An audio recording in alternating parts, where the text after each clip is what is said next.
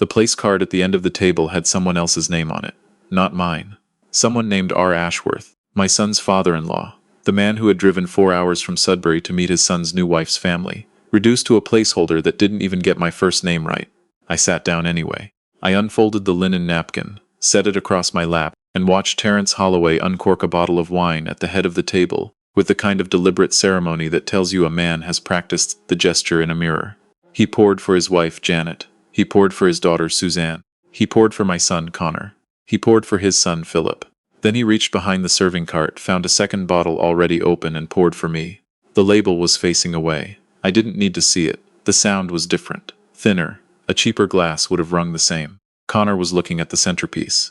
A dried floral arrangement, pale and expensive, that had probably been ordered from a florist in Rosedale specifically for this occasion. He was looking at it the way you look at something when you are trying very hard not to look at something else. I am 63 years old. I have been looking at people my whole life, and I know what it means when someone you love cannot meet your eyes. I reached for my water glass. I said nothing. I had been saying nothing, strategically, for about 45 minutes by then, and I intended to keep saying it for a while longer. Because what Terence Holloway did not know, what no one at that table knew, except possibly Connor, and even he only knew the outline, was that the man they had just served the second bottle to had already decided exactly how the evening was going to end. My name is Robert Ashworth. People who know me well call me Rob. People who work for me call me Mr. Ashworth. I am 63 years old. I live in a house in Sudbury, Ontario that backs onto a creek and has needed a new roof for 2 years because I keep putting the money toward other things.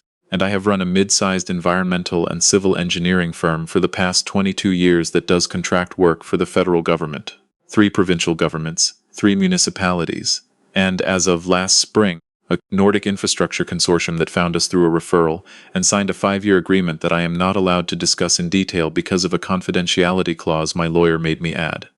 I do not look like any of that. I am aware of this. I wear fleece.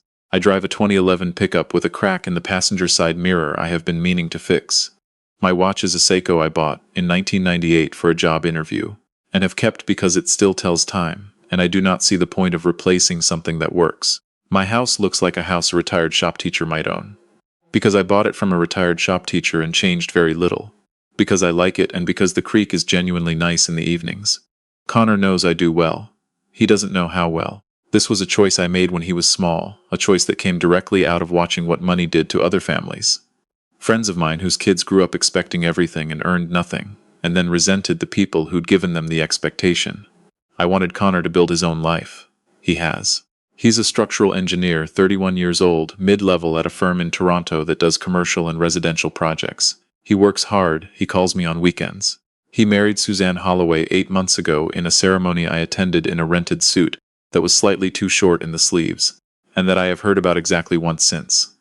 From Suzanne's mother, Janet, who mentioned it while complimenting the venue. The Holloways live in Forest Hill. The house is Victorian, renovated twice, and sits behind a fence with a keypad I had to be buzzed through. The driveway has heated coils under the interlock stone. Terence Holloway made his money in commercial real estate in the 90s and early 2000s, sold 2 portfolios at the right time, and has been managing what remains and calling it investing ever since. His LinkedIn profile, which I read on my phone in the parking lot of a Tim Hortons outside Barrie, says Principal, Holloway Capital. Holloway Capital, as far as I can determine from public filings, has 4 assets, 2 of which are mortgaged significantly, and a declared operating revenue that would not cover my firm's monthly payroll. I knew all of this before I rang their doorbell. I had done my homework. I had spent 2 evenings with a coffee and a laptop and a set of CDAR filings and PPSA registrations that told me more about the Holloways' finances than they would have been comfortable with me knowing. I did it because Connor had called me 3 weeks before the dinner with a nervousness in his voice I hadn't heard since he called to tell me he'd backed his car into a parking structure column in second-year university. Dad.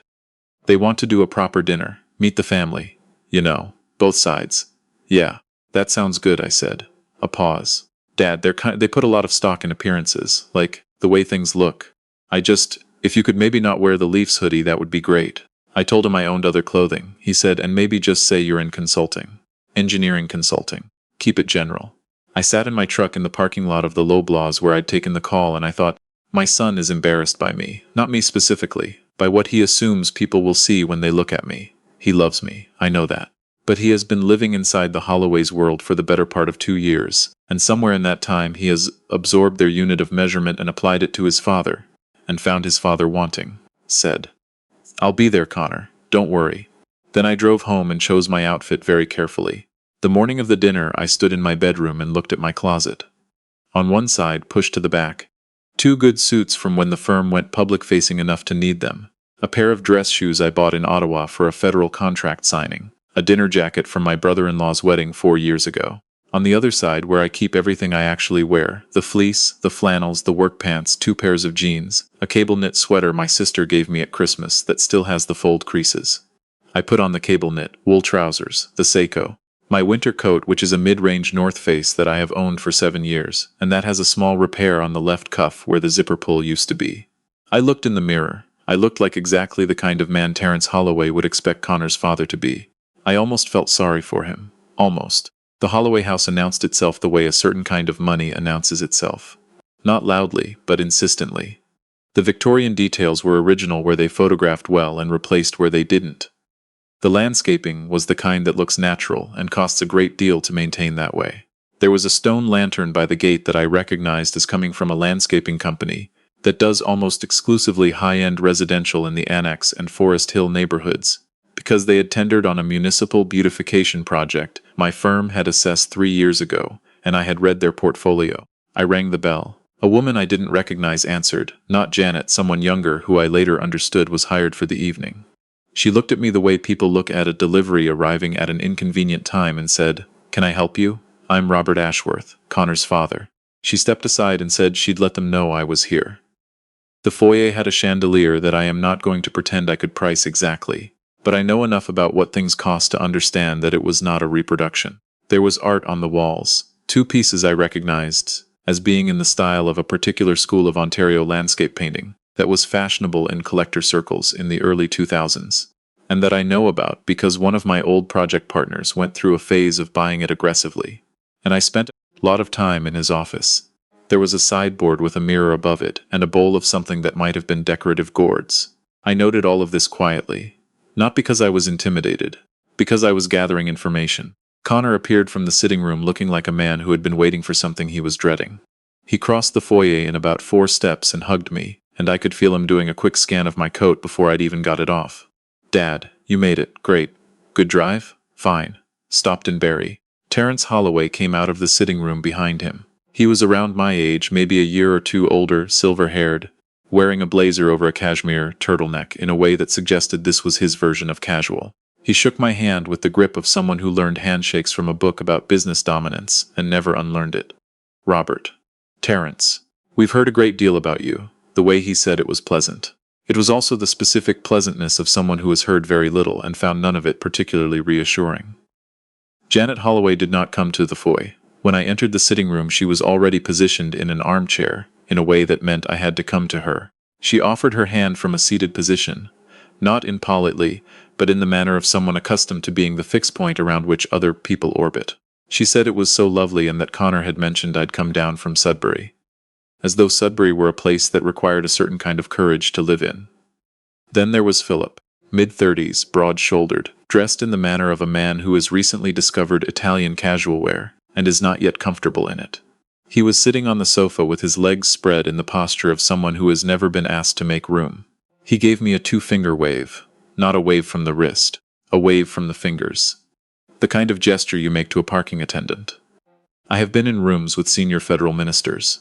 I once shared an elevator with the CEO of one of the largest infrastructure companies in the country, and he asked me about a project I'd consulted on, and we talked for 6 floors. Not one person in any professional setting has ever made me feel as reduced as that 2-fingered wave. Not because Philip had any power over me, because he had absolutely no idea that he didn't. Dinner was in a formal dining room off the kitchen. The table was set for 6. My place, I found it by elimination, was at the far end nearest the kitchen door, a position that was not quite separated from the rest of the table, but was clearly the last one assigned. The chair was slightly different from the others. I noticed because I noticed things. I sat, I smiled, I waited. The food came in courses and was genuinely good. The Holloways had hired someone to cook, and I have no criticism of the cooking. Between the first and second course, Terence asked about my work.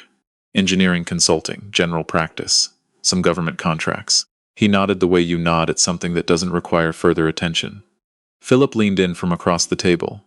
That's a tough space right now. The real money and infrastructure is in the private sector. Public contracts are basically race to the bottom on margins. I said the margins were manageable if you understood how to structure a bid. He said, yeah, totally, and then immediately began talking about a development project he was involved in. A mixed-use condo and retail space in Mississauga. A project he described as transformative, and that I had no opinion on since I knew nothing about it, except that it was apparently in the financing stage, which he mentioned 3 times. Janet turned to Connor with the warmth of someone performing warmth for an audience. You've done so well for yourself, Connor. Especially given, well, growing up in a smaller city, things being what they were. She paused and did a small, gracious gesture with her fork that seemed meant to indicate a world of unstated difficulty. Growing up with what they were, a smaller city. Things being what they were. I watched Connor. I watched him look at his soup. He did not say anything. He picked up his spoon and he continued eating, and he said absolutely nothing at all. That silence went into my chest and sat there like a stone. Not Janet's words. I had been expecting something like Janet's words. What I had not been ready for, even though some part of me had known it was coming, was Connor sitting there and choosing his soup over his father's dignity. Connor, who I had driven through 3 Ontario winters to get to hockey practice. Connor, who I had sat with at a kitchen table in Sudbury and gone over university applications line by line. Connor, who I had raised, alone, from the time he was 4 years old, to understand that the value of a person is not in what they own but in what they do with their time on earth. He looked at his soup. He said nothing. I breathed through it. I kept my face where it was. I reached for my water. Terence, emboldened by the soup, decided to be helpful.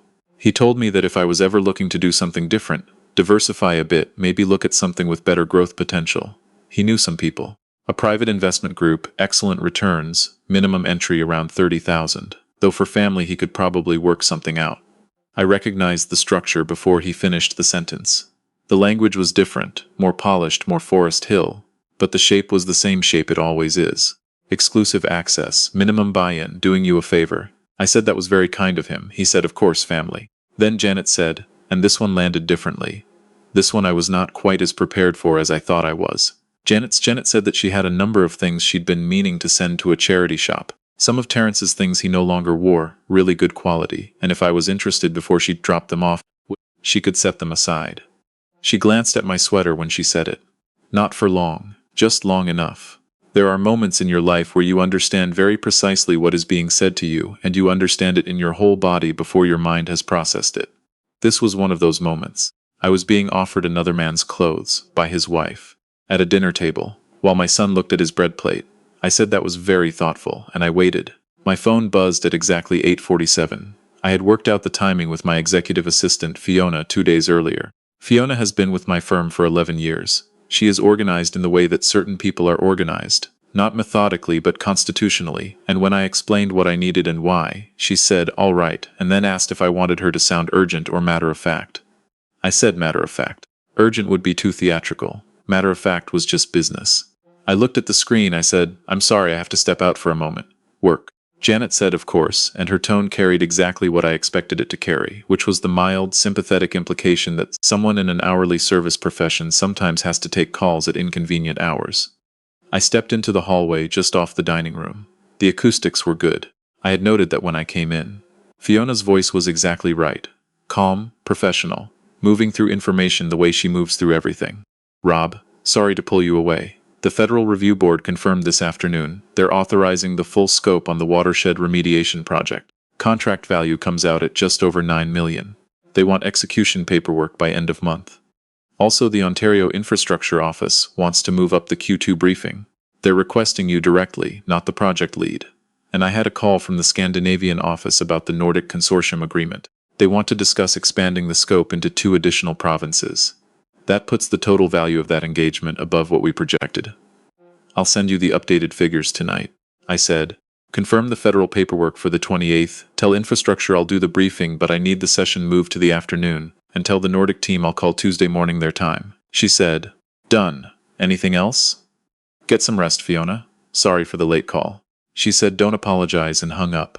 I stood in the hallway for a moment. Then I walked back into the dining room. The table was quiet in a way it had not been quiet before. Terence had put his fork down. Janet had both hands around her wine glass but wasn't drinking. Philip was sitting differently, slightly forward, slightly still, the posture of someone who has just recalibrated something. Connor was looking at me. He had a specific expression on his face that I had not seen since he was 8 years old, and dropped a full liter of orange juice on the kitchen floor, and looked up at me with the particular face of someone waiting to find out what kind of world they live in. Terrence said, "Did you say 9 million?" I said 9 and change. Standard size for a federal environmental contract at this stage. We've done larger. A silence. Philip reached for his phone under the table, which he thought was subtle and wasn't. I watched his face change. The change was not immediate. It happened in increments, like a weather system moving in. He turned the phone toward his father, said nothing, angled it back. Terrence looked at me with a new expression.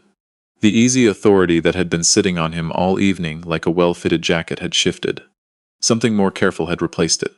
He said, "Robert, I think I may have gotten the wrong impression earlier this evening. The work you do, this is federal-level contracting?" I said, "Has been for about 15 years, yes." I watched Janet set her wine glass down. I watched Suzanne, who had been mostly quiet all evening, look across at Connor. Connor was still looking at me. I want to be honest with you about what I felt in that room, because it was not what I expected to feel. I expected some version of satisfaction, not triumph. I'm not built for triumph, but the quiet resolution of a thing that had needed resolving. What I felt instead was a sadness that sat alongside the resolution and was not smaller than it. I was watching my son see his father for the first time in a complete way, and I was sitting with the question of how much of his silence tonight had been fear of what the Holloways would think, and how much of it might have been built from years of not quite knowing who I was, of having only the outline and filling the rest in himself. That question hurt more than the clothes offer, more than the wine, more than the place card that had my name wrong. Terrence cleared his throat and said he'd love to hear more about the federal work. He said he had some connections in the infrastructure space and that there might be real synergies. He used that word, synergies, between our respective areas of focus. I said, "Terrence, that investment opportunity you mentioned earlier, the private group with the 30,000 minimum entry, I want to ask you something about it." His expression recalibrated. I said, "The return structure you described, guaranteed quarterly distributions from a pooled real estate trust, closed entry except through personal referral. That's a specific structure. I've seen it before. Do you know who's running the underlying fund?" He said it was a trusted contact, very experienced. I said, "I'm asking because that structure specifically has shown up twice in OSC enforcement proceedings in the last 4 years. Not always fraudulent, but the pattern is consistent enough that I'd want documentation before putting anything in. I'm not saying yours is the same situation. I'm saying I'd want to see the offering memorandum." Terrence went quiet. His jaw moved slightly, like he was testing the weight of a response and deciding against it. I looked at Philip. "The Mississauga development you're raising capital for, do you have anchor tenants in place for the retail component yet?" He said they were in conversations. "That's the hardest piece," I said, not unkindly. "Retail absorption in suburban mixed use has been running about 60% of projection in the GTA for the last 2 years. Not impossible, but you want that secured before you're too far into the residential pre-sales. Otherwise the lenders get nervous and the timeline slides. If you want, I know a commercial leasing consultant who works in that corridor. She's good. I can send you her name." Philip blinked. He said, "How do you know about the pre-sales timeline?" I said, "It's how these projects work. I've consulted on 2 similar developments as a third-party reviewer. It's not complicated, it's just experience." He said nothing. I looked at Janet. "The wine you've been serving me tonight," I said, from the separate bottle. "It's a Niagara-on-the-Lake Cabernet Franc, probably from a smaller regional producer. Retails around $22–25. Very decent wine, actually. The bottle you've been pouring for the rest of the table is a BC Meritage. I know because I had the same bottle at a dinner in Vancouver last year, and it costs about $140 at most wine agencies in Ontario. I'm not upset about it. I just want you to know that I noticed, and that the wine was fine." Janet's hand went flat on the table. She said nothing. But that was not why I had come to this dinner, and it was not what I needed to say before I left. I looked at my son. Connor had gone very still. He was not looking at his plate anymore. He was looking at me, and there was something in his face that I recognized from a long time ago. From the years when he was young enough that he looked at me that way regularly, like I was someone who might have an answer to a thing he hadn't figured out how to ask yet. I said, "You didn't say a word, son." I said it quietly. "I meant it that way. She called your childhood a limitation. She gestured at your whole upbringing like it was something to politely work around. They offered your father another man's old clothing, and you looked at your bread plate. I need you to understand something.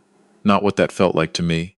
I need you to understand what it costs a person over time to go quiet in rooms where they should speak, because I know the cost. I have paid it myself, and I did not raise you to pay it. Connor's face did the thing it does when he is trying very hard not to cry in front of people, which involves his jaw and his eyes doing opposite things. He had done that face at his grandfather's funeral. He had done it the night he called me from Toronto to say a relationship he'd believed in had ended. I knew that face like I knew the creek behind my house in the dark. I picked up my coat from the back of my chair and I said goodnight. I thanked Janet for dinner and meant it, because the food had genuinely been good, and I was not going to be petty about the parts that didn't matter. Then I walked out through the foyer with the chandelier and the landscape paintings and the decorative gourds, and I went through the keypad gate, and I sat in my truck on the street. I did not start the engine. I sat there and I looked at the steering wheel and I breathed slowly, the way you breathe after something has been finished that you have been carrying for a long time. Not relief exactly, heavier than relief. The feeling of having done something right that still hurt to do. The passenger door opened about 7 minutes later. Connor climbed in and pulled the door shut and sat there with his hands between his knees, and he looked so much like himself at 14 that it made something in my chest pull sideways. He said, "Dad." I said, "Yeah." He said, "I'm sorry. There's no version of that I can explain that makes it okay, so I'm not going to try. I got so used to how they measure things, and somewhere in there I stopped noticing I was using the same ruler." I said, "I know." He said, "That's not who I want to be." I said, "I know that too." We sat there for a while. I told him about his mother leaving.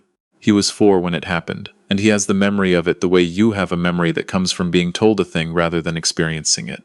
He knows the shape but not the texture. I told him the shape and the texture. I told him about the night she left, about sitting in the kitchen of our apartment with him asleep in the next room. About the thing I promised myself that I would give him a life where his worth was something he built and understood, not something he inherited and took for granted. About how I kept the firm quiet because I needed to know for myself and for him that what we had between us was made of the right material. He listened without interrupting. That's something I have always loved about Connor. He listens. He said, "You could have told me, Dad." I said, "I know.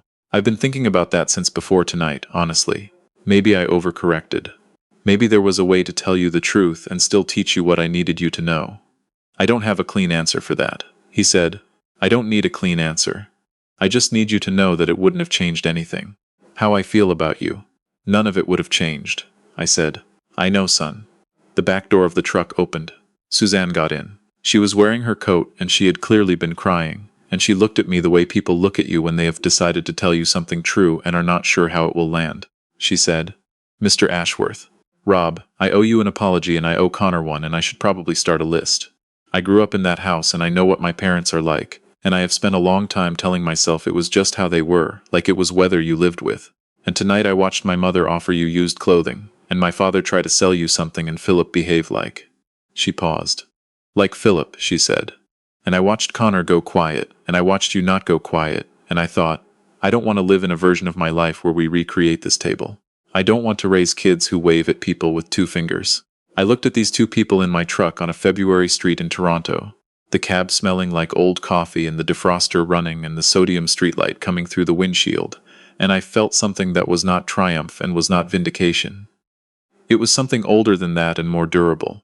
It was the particular feeling of understanding that the thing you were most afraid of finding out tonight, what your son is actually made of, turned out to be something you don't need to be afraid of." He got scared. Scared people go quiet.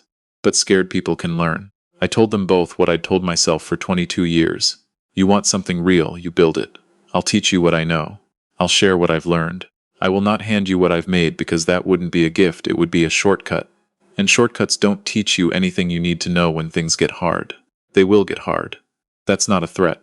It's just true. They both nodded. Suzanne reached over the seat and squeezed my shoulder and said, "Thank you for being here tonight." I drove back to Sudbury the next morning. Stopped at the same Tim Hortons outside Barrie, got a medium dark roast and a plain bagel, and sat in the parking lot for 20 minutes, watching the highway traffic, and thinking about nothing in particular, which is something I have always been able to do, and which I consider one of the more underrated skills a person can have. 11 months later, Connor and Suzanne left their apartment in the annex and rented a smaller place in Parkdale to cut costs. Connor left his firm and took a contract position that pays less per year, but teaches him the project management side of the work that he'd always been adjacent to but never responsible for. Suzanne started doing freelance communications work for a nonprofit in the East End. They call me on Sunday evenings. We talk about what they're learning and what isn't working, and sometimes about what's hard. Last month they called to tell me they'd paid off their line of credit, the whole balance.